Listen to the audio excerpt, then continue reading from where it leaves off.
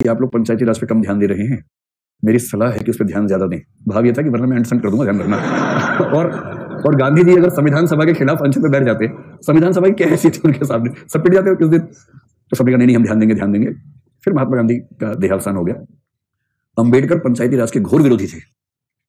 उनको अच्छे से पता था कि पंचायत के नाम पे जो दबंगई होती है गांव के अंदर, वो सवर्ण पुरुषों की ही होती है। अगर आपने अपने गांव की पंचायत देखी हो, एक तो जो पंचायत अभी बनती है 73rd 74th अमेंडमेंट के तहत, 73rd के तहत, उसमें तो आरक्षण हो गया थोड़ा बहुत। आरक्षण के बाद भी स्थिति क्या है हमें पता ही है अच्छे तरीके से, है ना। आरक्षण के बाद भी क्या हालत है पता है। उस आरक्षण से पहले की पंचायतों को याद कीजिए, जिसके लिए प्रेमचंद पंच परमेश्वर लिखे गए थे। उन पंचायतों में कभी कोई औरत दिखी आप लोगों को? हमेशा पुरुष ही दिखते हैं वहां पर। सारे के सारे सवर्ण बुढ़े पुरुष इकट्ठे हो जाते हैं। 3 शर्तें हैं उसमें होने की, सवर्ण होना, बुढ़ा होना, पुरुष होना। और अगर गांव के सवर्ण बुढ़े पुरुष सारे फैसले करेंगे तो समझ सकते हैं कि जो अवर्ण है उनके पक्ष में नहीं होगा, महिलाओं की भागीदारी होगी नहीं उसमें, और नवाचार की संभावना खत्म, सारे बुढ़े बैठे हैं। ऋषि अंबेडकर ने कहा कि असली अन्याय गांवों में होता है, और यदि ग्रामीण समाज को अन्याय से मुक्त करना है तो पंचायती राज को सबसे पहले खारिज करना होगा। अंतर देखिए, गांधी जी कह रहे कि पंचायत के बिना देश बढ़ेगा नहीं, और ये कह रहे कि जिस तरह से देश को बढ़ाना चाहते हैं वैसे हम नहीं बढ़ाना चाहते, हमें वो अन्याय नहीं चाहिए, हमें पंचायत नहीं चाहिए। और फाइनली पंचायत हमारे देश में मतलब सिस्टम के तौर पे मूल संविधान में नहीं आ सकी।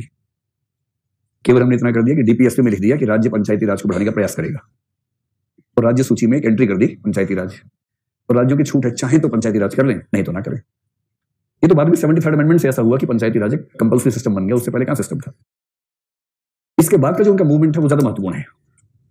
1947 में भारत की पहली सरकार बनी, 46 में बल्कि, और उस सरकार में पीएम थे नेहरू जी और लॉ मिनिस्टर थे डॉक्टर बी.आर. अंबेडकर।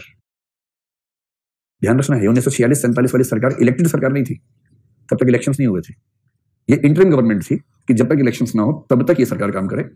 और प्रिंसिपल ये था कि इसमें सभी दलों के लोग होने चाहिए, मुख्य रूप से कांग्रेस के, लेकिन कुछ और दलों के भी, जैसे श्यामा प्रसाद मुखर्जी जिन्होंने 1951 में जनसंघ की स्थापना की, जिस जनसंघ के बाद बीजेपी बनी उसी से, वो भी उस सरकार में शामिल थे, अंबेडकर भी थे।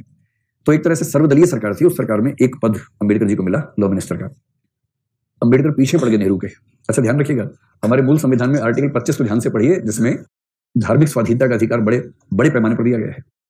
और यदि आप 25 से 28 तक ध्यान से पढ़ लेंगे तो उसमें यह भी लिखा हुआ है कि धर्म का सुधार करने के लिए किसी विधि को बदला जाता है या बनाया जाता है तो इसे धार्मिक स्वाधीनता के विरोध में नहीं माना जाएगा। अंबेडकर जी को अच्छे से पता था कि जब जब कुछ परिवर्तन होंगे लोग कहेंगे धार्मिक स्वाधीनता के खिलाफ है। अब जैसे 3 तलाक वाला मामला है, मुस्लिम पर्सनल लॉ के समर्थक क्या बोलेंगे? धार्मिक स्वाधीनता। संविधान क्या बोलेगा? धर्म सुधार के लिए कैसा किया जा सकता है, बात खत्म हो जाएगी। इसके पहले लिख के चले गए कि किसी धर्म में सुधार करने के लिए यदि कोई विधि बनती है तो उसे धार्मिक स्वाधीनता की सुरक्षा हासिल नहीं होगी। पर अब वो